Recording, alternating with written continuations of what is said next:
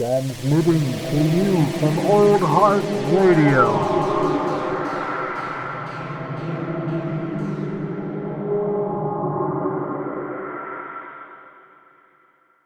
Another episode of Matinee Edition, hot dog. What do we got? No, it's broken. It's broken.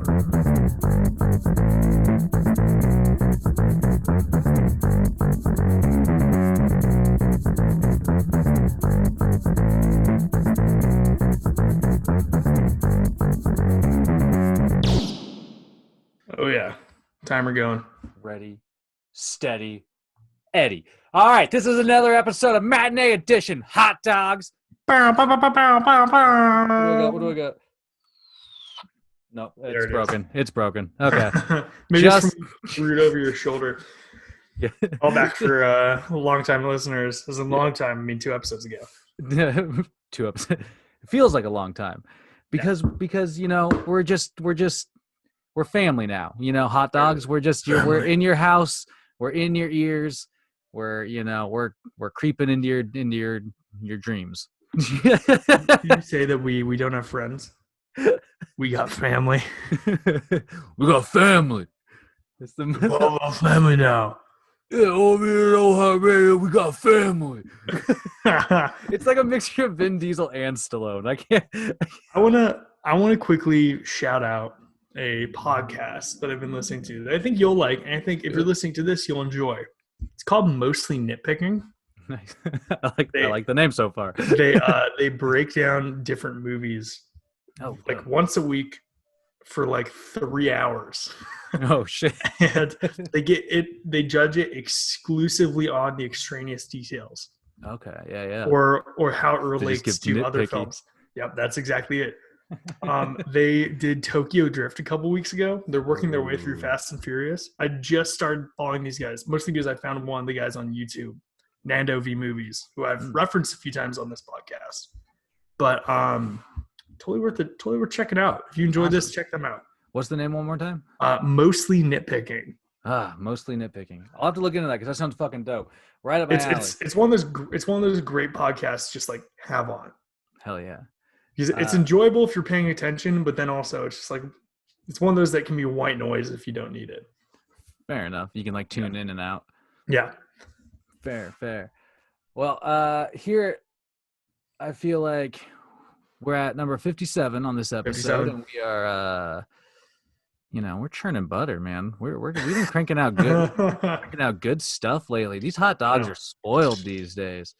Although we still need them to get on Instagram and follow us at Old Heart Radio. There it is. God damn it. And maybe How on about Twitter? Yeah, there it maybe. Is. And message Oatly. Yeah. I don't have any Oatly in my cup on this episode. And that's distinctly Oatly's fault. They haven't been sending me any free oat milk for this free airtime that they're getting. There it is. Those bastards. I'm coming after you, Oatly. Sponsor us for good. Or else. I feel like anybody listening just thinks we're just two crazy people yelling at Oatly every now and then. Yeah, every once in a while. Talk about movies and yell at Oatly. Anyway, I swear, man, once we get to 100 on this, they'll finally pay attention. Finally.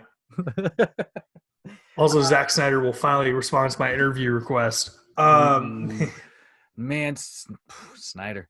We'll talk about HBOmax, but first I have a small tidbit of news. Me and you are both Avatar: The Last Airbender fans. Absolutely.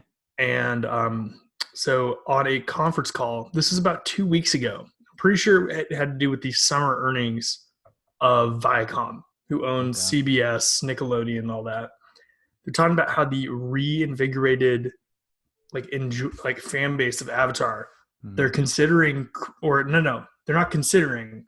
They said expect announcements for a new series. Oh, interesting. But it would be coming to CBS All Access. Oh, what? Oh, God. Right? It's no disrespect to CBS All Access. It's just like the need. I don't want to keep paying for more and more and more. Like I feel so weird about it at this point. Yeah. At least it looks like Disney Plus and Hulu are going to be turning into one service. Yeah. But still, like that would just be another fucking service. Yeah. I mean, I've paid for CBS before because I love Star Trek, and so when they're the only streaming service that has Star Trek Discovery. Which is a fucking awesome series. If anybody hasn't checked it out, like if you like Star Trek, it's definitely like a really great update for like modern times. Some of the older Star Trek is not aged well. Well, yeah, I mean, like that's me and a friend of ours, Kelsey. We're talking about that. Like, that's a whole thing. Like, tons of stuff that hasn't aged well. Star Trek has unfortunately become one of them. The original series in particular. But whatever. Yeah. Anyway, CBS is like, that'd be interesting. I wonder if they would do like an animated show. Animated, guaranteed. Okay. Amazing. I wonder if if any of the original creators are going to be on board, because they hop ship from that Netflix one. Both of them have, like, in their statements, we're talking about how they want to do something else in the universe now because they've seen how excited people are. Dude, I hope that they come out with a good team on that, because that would be awesome. Here's what I'm hoping for. I'm hoping for an anthology series. Ooh. That bounces around, because there's so much fucking potential in that universe. That'd be a great way to grow the universe really quick too. Absolutely. I mean, like, give us do it like the Clone Wars, where it's not like every episode is different, but like in like 3 to 5 episode arcs, Fair enough. So you can give us like 4 episodes with the original Avatar gang, but as adults. Or you could give us, then you can hop to like Kyoshi or something. Give us a short Kyoshi arc. Exactly. That would be fucking awesome. That would be ideal, really. Because you know what I'd want to see? What? You remember Zahir from Legend of Korra? Oh yeah.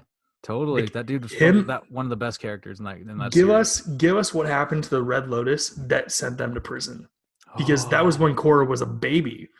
Yeah. And that would be fucking awesome. Imagine old Sokka, Toph, younger Tenzin, Lin Beifong duking it out with those 4 dudes. Yeah. And Zahir was probably a badass non-bender at that point. There's so much interesting potential. I bet Zahir could kick Sokka's ass.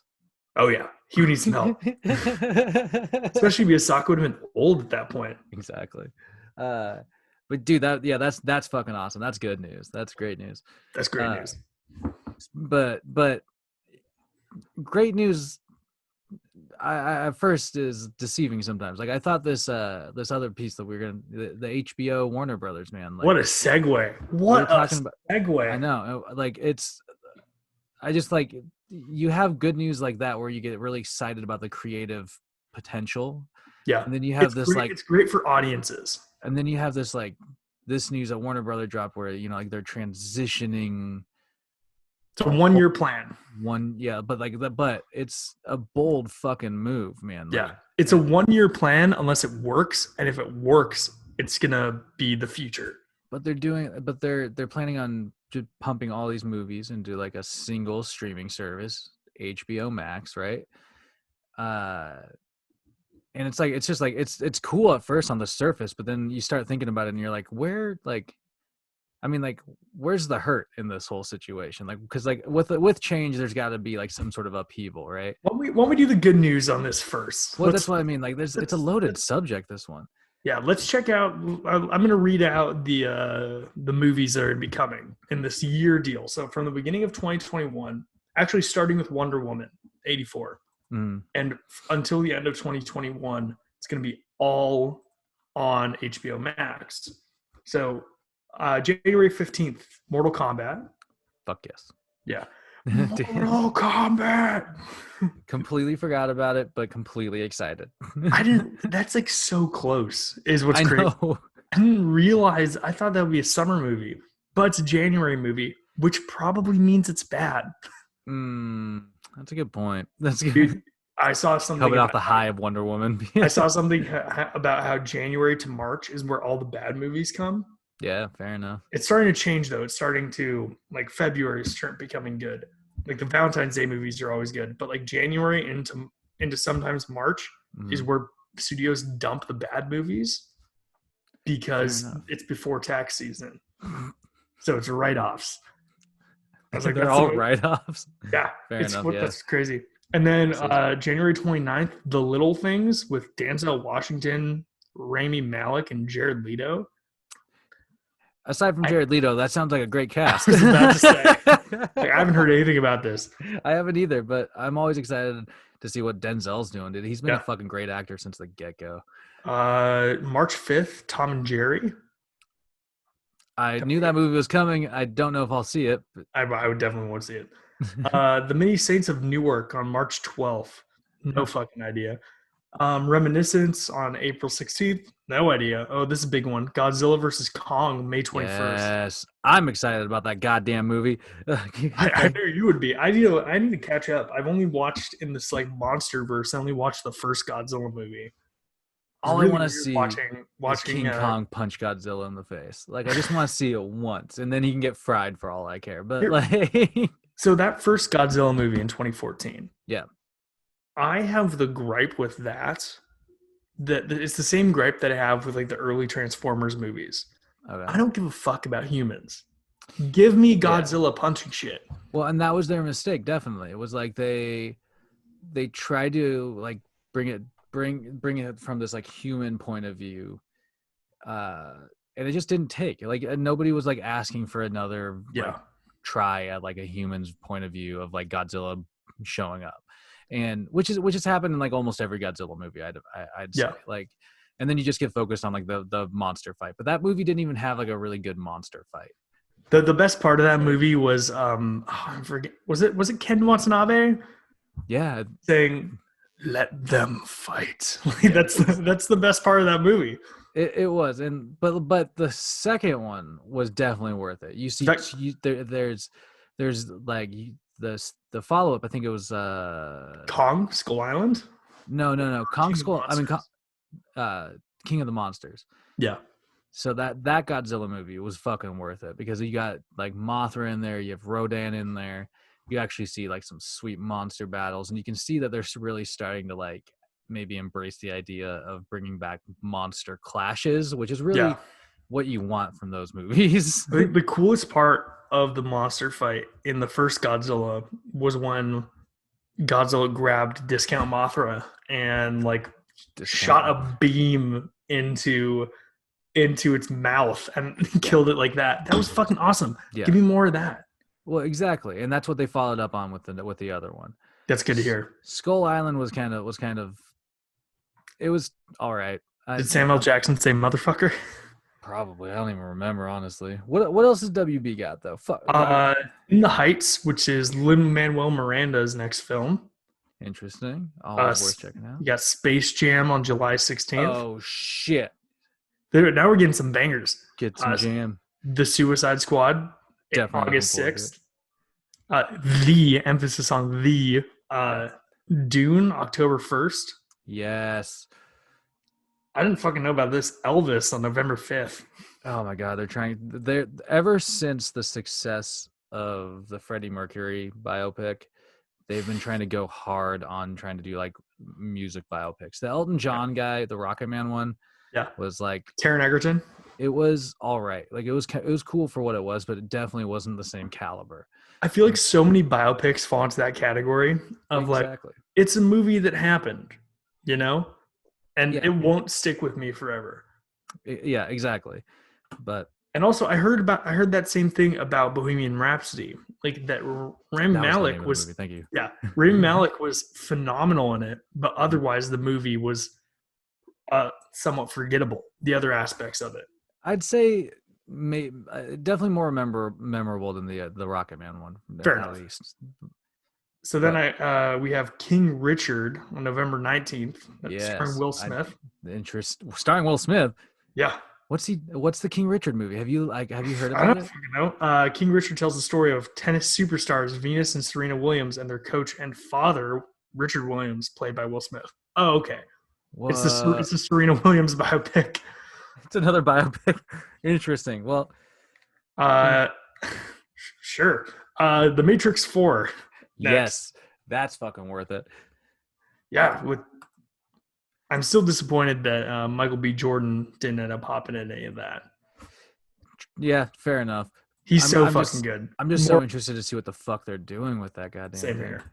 So then release date. So these are all to be announced release dates. But Judas and the Black Messiah Okay. Malignant. No idea what that is. Yes, Duma. I had to go for it. And Those Who Wish to Be Dead with Angelina Jolie, Nicholas Hoult, Tyler Perry, and John Bernthal. That's a weird fucking cast. That is strange. I wonder what the fuck that's about. Yeah, wait, I got the description here. Sheridan is one of the most exciting American directors these days.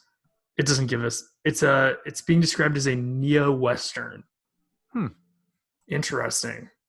I don't know what the fuck that means. Yeah, I mean, whatever. So other than subscribing to another streaming service, for me, like you have HBO, I don't. This is exciting for a consumer. It is. But as we've seen on the back end, there's some issues and some backlash coming to them. Yeah, and that's what I'm wondering about. It's like that's what I mean. Like it's like on the surface, you scratch it, and it's like this is pretty cool. But like like you already see some backlash coming potentially from like theaters. What like, I mean, I imagine that's a substantial amount of profit. Oh, absolutely. But if I'm correct, one of the first things I read about this whole deal is that the movies will simultaneously go to theater and HBO at the same time for about a 30-day period, and then it would just go to theaters. It'd just stay in theaters for a while. So I mean, like, some benefit, but then when you look at it, like, I mean, so few movies like have staying power past a month. True. Unless it's like a fucking blockbuster, man. Like, or unless it's not like a Marvel movie.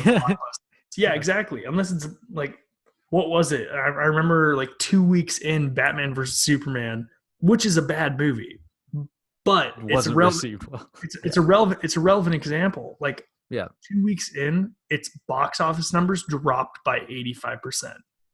Exactly, and so it's like, I mean, it's a move that the consumer. Oh, sorry, the consumer.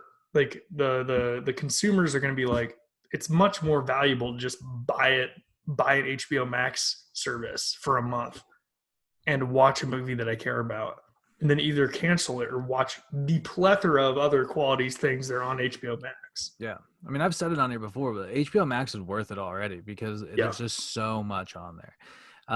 But like it might, I mean, this is like one of those moves that could potentially change if it works in the favor of Warner Brothers and HBO, and people kind of buy into it, and streaming, goes up on that service, and people are into watching movies at home, and the numbers in the theaters don't reflect that as well in the theaters. I imagine it could potentially change the way it could potentially change like just moving, like this, going to the cinema in general, man. It might become less of a thing, which to me would suck, man. Like we talked about so much. Like I miss going to the fucking movies. Do I feel comfortable right now? Definitely not. No. But I really wish I will someday. Yeah, absolutely. I'm with you. I mean, there's a novelty to it. It's not for every movie, but when there's a film like Endgame coming out, like I'm gonna be disappointed that I don't get to watch Wonder Woman in theaters. Yeah, dude. Like it's they dropped that they're going to start streaming it, but then they, like, shortly after, you got these other tweets and from people on the production stuff around it that would be like, make sure you have a 4K Ultra TV and like all the, like the highest def TV you can fucking get, and you'll really enjoy this movie. It's like, that's the point of going to the theater, man, is being fucking immersed and like having the surround sound. And like, as nice as it is sometimes, like to be in the comfort of your home, like it's, some movies just are worth that. And I don't know, man, it'll be interesting to see what this reflects on the industry. So didn't you say AMC is already looking to renegotiate some deals? Yeah. I read some like loose quote that was like, I don't even know what that means, but I read a loose quote. Yeah. In the wind. In the wind. It came to you. And it was like but it was something about, like that they were going to try and like look at like how to renegotiate basically to make a little more profit off of stuff. But like just so you guys know, that's how me and Jared do all of our research for this this show. It's all every week. Loose. I open up my door and I just look into the wind, and I'm just getting a barrage of what look like fortunes and fortune cookies And then I lift it up, and there's a news tidbit from a week or from a few weeks ago that I forgot. It's true. Sometimes I just walk around and I just hear whispers from people, and I'm just like, oh, news. They're just talking to me, man. They're just talking about Warner Brothers and Mando and Spider-Man and like all the shit. I'm watching Legion right now, and I just couldn't help but think of the like when he's hearing everyone around him. Oh yeah. HBO, Mandalorian, Legion. Whispers in the wind, man. Going fucking crazy, walking around. But it's just it's a fucking ballsy move by WB, and I can't tell if it's like responsible or not. And I mean, maybe looking at their lineup, like we just kind of ran through, it seems like there's only a few big names on there. I don't mean to like knock the movies that we didn't recognize necessarily, but that just means that they haven't been put necessarily on the radar, because we're usually pretty like. Dude, I mean, like AMC's on the chopping block, though. Like, I'm not surprised they're trying to cover their ass. They lost $900 million last quarter. Well, neither am I, and that's what I'm saying. Like, that's the whole worrisome thing, right? It's like is like if AMC goes down, how are other one of the big names, like how are the other cinemas going to hold up, especially smaller cinemas? Yeah. Like I think about like. Some of the smaller cinemas like around where I grew up, like that, like I don't know. I mean, like if people aren't showing up, they're just gonna probably have to fucking close their doors for good, like pretty quick. I mean, you know what I mean? I'm one of the most fun movie going experiences that I've had in recent years was going with you and Nadine to watch Once Upon a Time in Hollywood. Yeah. At Olympia Film Society. So fucking. That was great. Such a good night. Yeah. And everybody started fucking cheering when shit hit the fan at the end. It was great. Everybody was fucking slapping their knees and like holding their stomachs in laughter and applauding the graphic violence on screen. And it was so fun. It was a blast. You don't have that experience at home. No, and yeah. So it'll just be like, I don't know. It's a really interesting move, but like I said, like it'll be particularly interesting because it's not necessarily. I hate to say this about Warner Brothers, but they're not necessarily like. Pulling out a lot of big. They got the Suicide Squad, Wonder Woman. Yeah. In my opinion, Godzilla versus Kong. No, probably. Which actually, that brings me to a thing that I'd heard about. So Legendary, the subsidiary studio that is going to be responsible for Doom Dune. I forgot to throw them in there, but yeah. Yeah. So they're responsible for Dune and Godzilla. Mm-hmm. They are suing Warner Brothers. Oh, really? Yeah. So they were gonna sell these. So they bankrolled 75% of those films. Yeah, okay. So and Warner Brothers gave them the other 25% and distribution rights. Oh, dang. So they were actually about to sign a deal with Netflix.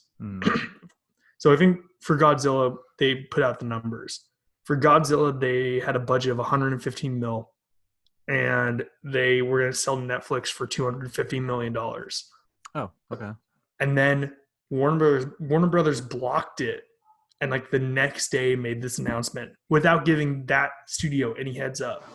That's what I hate to say this because that's kind of it. It seems like perhaps this was a hastily made decision in the form of like profitability for just Warner Brothers. Yeah. And not in the thought of like necessarily consumers and value and like how it will fall down the line, in terms of like economics. What's interesting is that like HBOmax, it's I saw something about how what's going to define how this rolls out and whether this actually does have staying power is if they find an efficient way to distribute the money that they're going to be making. If number one, streaming is enough. So I think I saw something that said that's the other thing. Yeah. HBOmax, they have 9 million subscribers right now. Mm-hmm. And for them to break even, for them to essentially be able to pay everyone and make a bit of profit from what they would usually expect to on an annual basis, they're going to have to get up to 35 million subscribers by the end of next year. That's a huge fucking gamble, man. Like I know. God damn. But like it's just like I don't know.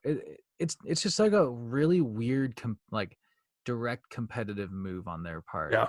And it seems like I said, like on the surface it seems really great, but you dig into it and it starts seeming like it starts just getting weird, man. That like you scratch it, it sniffs, you sniff it, it smells good. The longer you sniff it, it starts turning. Dude, it's like Pepsi. Yeah. Anyway, I'm kind of quasi excited, but I'm just also like kind of interested to see how it all falls. You know, am I gonna watch those movies on HBO, which I already paid for? Yes. If I I think like ultimately for the consumer that doesn't read into it at all, it's gonna be a good thing. Yeah, but at the same time, it could like be fucking over people working in the industry. I'm not gonna look forward to not like just missing out on the effect of being in a theater. You know, Same watching here. it on my screen is not going to give it the same appeal, and that'll drastically change how I probably view those movies in my first like viewing. You know, dude, absolutely. So anyway, we got about first viewings though. Like we have to squeeze it in. Yeah, I said we have about 10 minutes. We got to talk about this. I just watched The Mandalorian Chapter 14 right before this podcast. It's so good. How does this show keep getting better? I don't even know. I mean, like you mentioned it before, but this episode was directed by Robert Rodriguez. Which of Shark Boy and Lava Girl fame. Well, of El Mariachi. I'm joking. I'm joking. But like it was like, and it made sense when I heard that. Like I was like, dude, this got such a Western like gunfighter feel. Like Rodriguez would be perfect for like an visceral. Right away it's cool to see like different directors popping into that seat, man, this season. And this episode though was like so like I don't even know where to begin. Fucking Mulan showed up. Good old Ming Na Wen. Oh yeah, I know you love in everything. Oh yeah. Slide into my DMs. That's what the kids say, right? Yeah, that's what the kids say. But she's a badass. I was happy to see her back. She would Boba Fett break me. But so yeah, that was the thing, man. Like, so it starts off really intense, and this is what I was loving about the series, the last episode too. Like, it just jumps right in. So you just jump right into them arriving at the planet that they need to go to. What was it called again? Do you remember off the top of your head? I just watched it and I forgot. Like, begins with a T. It's like Keflon or something like that. So they show they're already there, and like he's already like you visually see the temple. They park. He gets the kid up there. Actually, I do have something about this planet though. Yeah, it's from Knights of the Old Republic, the game from the early 2000s. Oh, cool! That's a good callback. Like that temple is in the game, but when it was new. Oh, cool. So like something like 700 years before this show even takes place. Fair enough. Yeah. That's fucking dope. Yeah. But yeah, they just, like they I thought it was going to take maybe like an episode in between, and they were going to like go to the planet the next one or something, and so, they get there, he sits the Grogu on a fucking rock, and for a hot second, nothing happens, right? Yep. But oh my god, I can't remember if it happened before. Fucking Slave One pans over. That was it. Like like you hear the ship go, and Slave One. As soon as you see that silhouette, I was just like, oh shit. Yeah. Fucking wild. I was just thinking though, like I was like, after all of his shit that Boba Fett's probably gone through, how does he still have that ship? Like, I don't know, man. You know what I mean? Like, but so he shows up, but it's not just him. It's like a cybernetically enhanced Fennec. Yeah, I know. It's pretty fucking sweet. It's pretty fucking cool. So it immediately sets this like awesome tone. Yeah, and they're getting tailed by stormtroopers. Yeah, but you have this really great exchange between them, and it's a really important exchange between them. Where Mando and Boba meet for the first time. Yeah.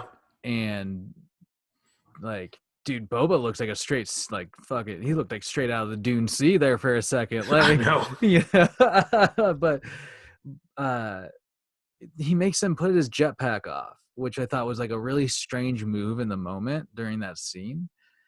And then, like, I immediately realized, like, it was just a huge setup for, like, later on in the episode. Yeah. But it was just such a really great exchange, like trying Yeah. to talking about his armor, talking about like not even alluding to like a ton of adventure, but or what he's been through, but just like, I'm here for my armor, like that's what I want, it was my father's. He Yeah. says that line like, I'm just a man trying to make my way through the galaxy. I liked this episode. It was very much show don't tell with Boba Fett, you know? Yeah, Like this episode was straight action for like 20 minutes of the 30-minute runtime.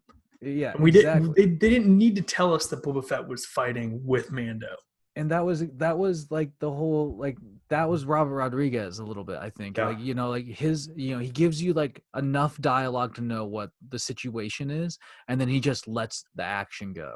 Yeah. And that's what you saw in this episode so hard, dude. Like, Dude. as soon as those stormtroopers landed, Yeah, shit hit the fan, and it was awesome. That club thing that Boba had was fucking wicked. no, and like, There's nothing more satisfying to me in the movies or the TV shows than when the fucking stormtrooper armor shatters. oh yeah, dude, I made a note of that. I was Yeah. like, because dude, he was cracking those fucking helmets left and right. Yeah, it like was eggs. It was intense, dude.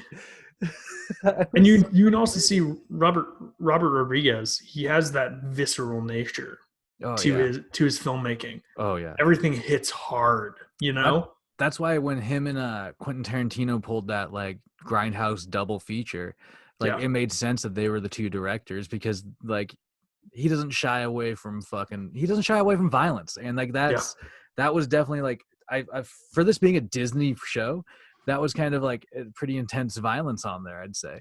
Dude, Boba Fett took down 2 fucking ships.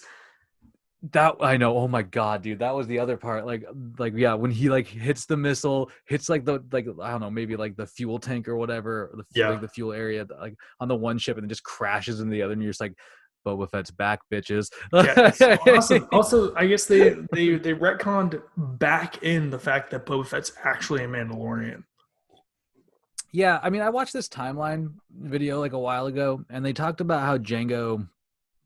I mean, yeah, basically they like you're right. They retconned him into being a Mandalorian, and I was like, I think it's a smart move because it just connects him a little bit further. And they finally realize that Boba Fett's a fucking wildly popular character, and so they're giving him his own mini series. They're trying to really like kind of build his lore a little bit, which is only we're only getting that because The Mandalorian was such a success. Yeah, I'm just going to say that right now, but yeah. I remember seeing something a while back, and it was like favorite Star Wars characters from the 3 different trilogies. It was like a debate. What character that did the least is the fans' favorite? And it was Darth Maul, just in the live action stuff. Yeah. Maul does a ton of shit in animation that we never see. But it was like Maul, Captain Phasma, or Boba Fett. Who's the best? Because Boba Fett didn't do shit until now. He became this weird fan favorite, and he did virtually nothing in The Empire Strikes Back or Return of the Jedi. Well, exactly. I mean, his lore was built in other media, really. Yeah. But like that's why it's so cool that they're trying to like really push for him in like more of a spotlight. Yeah. Dude, I also love. Once again, I feel like I mentioned this every episode, but shout out to Ludwig Göransson because the fucking remix that he does the Mandalorian theme for Boba Fett is amazing. Dude, it was as always, man. Like the fucking like that's one of the things I love about this show. Like every layer of it, there's just like it's somebody doing like just amazing work, including the fucking the soundtrack, also continuing to reference to greater Star Wars lore, the fucking Dark Troopers finally show up. Well, yeah, that was the other thing. I saw that somebody online like really say, like, are they cyborgs or are they clones? And they look like straight cyborgs to me. Not cyborgs, but like like droids. Yeah, in the extended universe, there's a few versions of the Dark Troopers, and the first version are essentially like the clones. They aged rapidly, so they would use the like decaying bodies of clones and turn them into cyborgs that were the first iteration of Dark Troopers. It doesn't appear that this is the direction they're going because that'd be a bit too graphic for The Mandalorian. Probably. But it was still sweet to see. So they got Baby Yoda. And Yeah. it seems like they're fucking assembling the Avengers now to go and get Baby Yoda back. Like they're going to get Bill Burr. Well, yeah, They, that was a weird callback though. I was like, well, his character. it makes though. sense though. Yeah, I mean, I guess yeah, it does, but Like they're getting Bill Tom, Burr. They're getting Gia Carano. Mm. Do you think they'll bring back? Did we lose each other? Do you think they'll bring back Rosario Dawson? Oh, oh no, he's frozen. you're frozen. You're frozen. What the fuck? Oh, you're back. You're back. Ah, here we are. Either way, damn you, Zoom. Okay. So they're getting Bill Burr, Gina Carano. I hope they go and find Ahsoka. Yeah. So, is it doing it again? What the fuck? It's a bit choppy. It's cool. All right. Well, I'm gonna have to edit this one. But yeah. So I mean, and they're gonna. What was cool though is like you got that blip of Grogu when he was captured. I knew you were inevitably going to see what the fuck was going on with him on the ship really briefly. He's kicking the shit out of the fucking stormtroopers. Yeah, dude. He was just like, but then he looked like he was force choking both of them. Oh yeah, I immediately called that. I was like, yeah, he's a kid he's taken away from his dad. Yeah. Also, those Nazi bastards have fucking child shackles. Yeah, dude. Right. I was like, what the fuck? I was like, I never thought I'd say that child shackles were cute, but in this case, they are. Yeah. But I'm just really like, I mean, Moff Gideon, like, what a fucking conniving motherfucker. Like he even knows though he lets Grogu like fuck up those two stormtroopers, and then he's like, oh, now he's sleepy. I know. Yeah, he just yeah. I mean, he might as well have gone up and like rubbed his tummy and like put him to bed. You know what I mean? Yeah, man, dude. I'm hoping we get. I wouldn't be surprised if Moff Gideon dies by the end of the season. I wouldn't either because he's been built up as like a dark big character, but they haven't really built like, I mean, like it's, I don't know, it doesn't seem like he's anyway. I agree with you. I think he's not going to be around for too long. But then I do think that's when Thrawn's going to step in the picture, and he would act as like an overall villain that's been pulling the strings the whole time. The Thanos, you could say. Exactly. I wonder if Josh Brolin will play him. Dude, I've been seeing Mads Mikkelsen's brother, who voices him in Rebels. Oh, cool. Did a great job. There's a lot of people saying that he should come back and be Thrawn. Dude, that's what they did with Bo-Katan, and that, like, I think is a really fucking solid idea. Like, I mean, it gives fans what, like, connective, you know. Dude, we're seeing the animation. It's good shit. It's really good shit. Like Ahsoka made the jump. Man. Saul Guerrero made the jump. Yo. Like we're seeing so much cool stuff. Actually, what's crazy is that I just saw the other day that Rogue One turned 5. Yeah, that blows my mind, man. Like that's we praise it all the time, but it's like fuck. That is the movie that I think led us here. Definitely, yeah.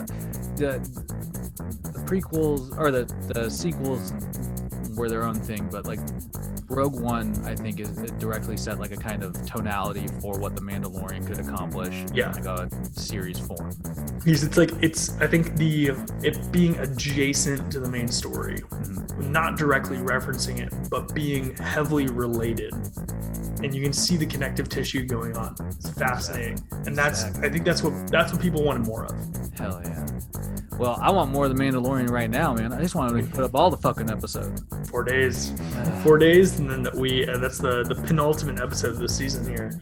No. I'm curious what's gonna happen. I want Bo-Katan to come back, man.